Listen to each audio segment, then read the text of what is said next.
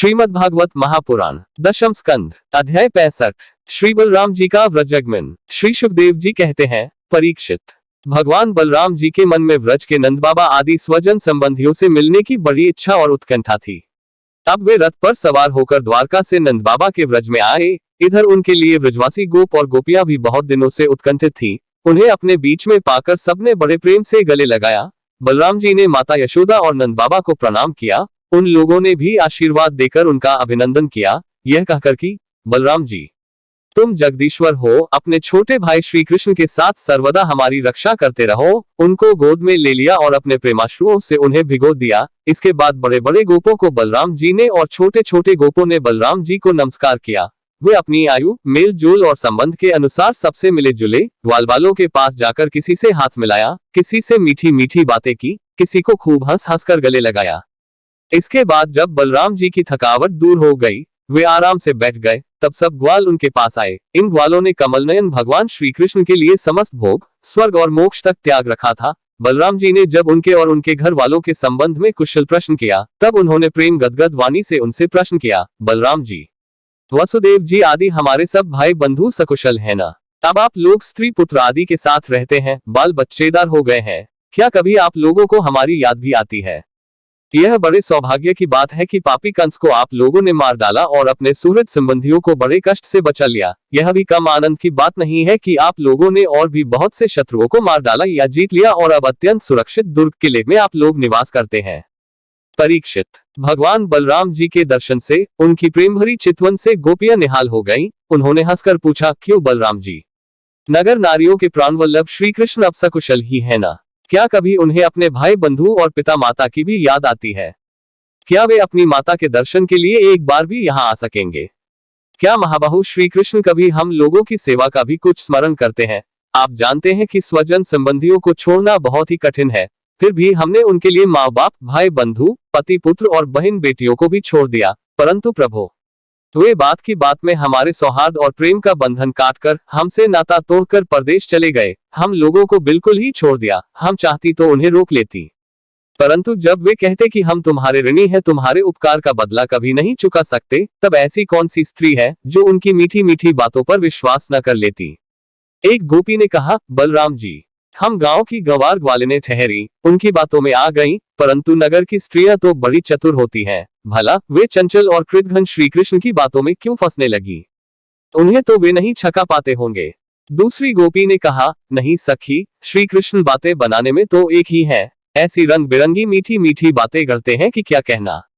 उनकी सुंदर मुस्कुराहट और प्रेम भरी चितवन से नगर नारियां भी प्रेमावेश से व्याकुल हो जाती होंगी और वे अवश्य उनकी बातों में आकर अपने को निछावर कर देती होंगी। तीसरी गोपी ने कहा, अरे गोपियों, हम लोगों को उसकी बात से क्या मतलब है?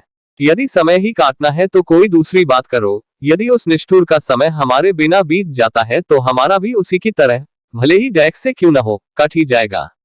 अब गोपियों के भाव नेत्रों के सामने भगवान श्री कृष्ण की हंसी, प्रेम भरी बातें, चारु चितवन, अनूठी चाल और प्रेमालिंगन आदि मूर्तिमान होकर नाचने लगे। वे उन बातों की मधुर स्मृति में तन्मय होकर रोने लगी। परीक्षित, भगवान बलराम जी नाना प्रकार से अनुनय विनय करने में बड़े निपुण थे। उन्होंने भगवान श्री कृष्ण के हृदय स्पर्शी और लुभावने संदेश सुना सुनाकर गोपियों को सांत्वना दी और वसंत के 2 महीने चैत्र और वैशाख वहीं बिताए। वे रात्रि के समय गोपियों में रहकर उनके प्रेम की अभिवृद्धि करते। क्यों ना हो, भगवान राम ही जो ठहरे। उस समय कुमुदिनी की सुगंध लेकर भीनी भीनी वायु चलती रहती। पूर्ण चंद्रमा की चांदनी छिटककर यमुना जी के तटवर्ती उपवन को उज्जवल कर देती और भगवान बलराम गोपियों के साथ वहीं विहार करते।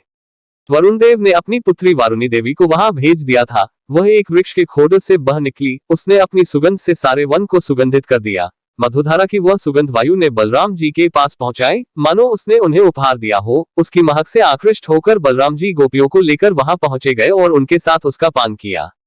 उस समय गोपियां बलराम जी के चारों ओर उनके चरित्र का गान कर रही थीं और वे मतवाले से होकर वन में विचर रहे थे। उनके नेत्र आनंदमत से विह्वल हो रहे थे। गले में पुष्पों का हार शोभा पा रहा था।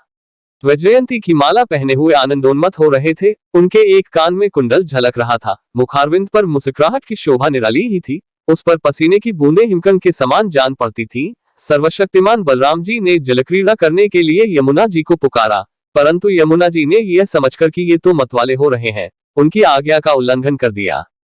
वे नहीं आई, तब बलराम जी ने क्रोधपूर्वक अपने हल की नोक से उन्हें खींचा और कहा, पापिनी यमुने, मेरे बुलाने पर भी तू मेरी आज्ञा का उल्लंघन करके यहाँ नहीं आ रही है, मेरा तिरस्कार कर रही है। देख, अब मैं तुझे तेरे स्वेच्छाचार का फल चखाता हूँ। अभी अभी तुझे हल की नोक से 100 टुकड़े किए देता हूँ।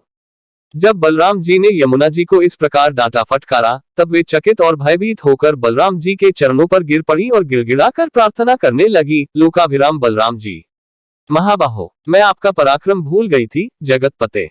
अब मैं जान गई कि आपके अंशमात्र शेष जी इस सारे जगत को धारण करते हैं। भगवान, आप परम ऐश्वर्यशाली हैं। आपके वास्तविक स्वरूप को न जानने के कारण ही मुझसे यह अपराध बन गया है। सर्वस्वरूप भक्तवत्सल, मैं आपकी शरण में हूँ, आप मेरी भूल चूक क्षमा कीजिए, मुझे छोड़ दीजिए।